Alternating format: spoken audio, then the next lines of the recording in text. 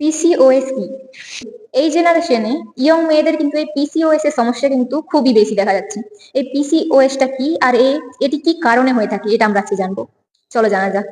প্রথমেই জানা যাক পিসিওএসটা কি। পিসিওএস হলো পলিসিস্টিক ওভারিয়ান সিনড্রোম বা পলিসিস্টিক ওভারিয়ান ডিজিজ। এটা কি? এটা কি করে? পিসিওএস কি ক্ষতি করে না, আমাদের যে ডিম্বাণু রয়েছে ওভারিতে কি করে না দানা দানা সৃষ্টি করে। এর ফলে কি হতে পারে?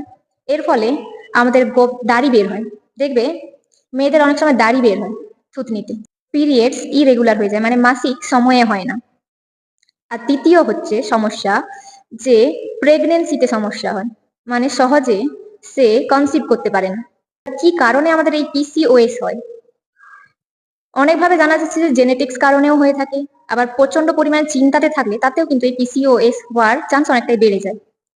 আর এখন গবেষণার মাধ্যমে জানা যাচ্ছে যে বেশি বেশি প্লাস্টিক ইউজ করার জন্য আমাদের কিন্তু এই পিসিওএস এর হারটা বেড়ে চলেছে। মেয়েদের মধ্যে এই পিসিওএস এর সমস্যাটা কিন্তু বেশি দেখা দিচ্ছে এই প্লাস্টিকের জন্য। কি করে আসছে এই প্লাস্টিক? আমরা সকালে উঠে ব্রাশ করছি কিসে? না প্লাস্টিকের। আমরা জল খাচ্ছি কিসে? না প্লাস্টিকের বোতলে। আমরা টিফিন বক্স কিসের ইউজ করছি?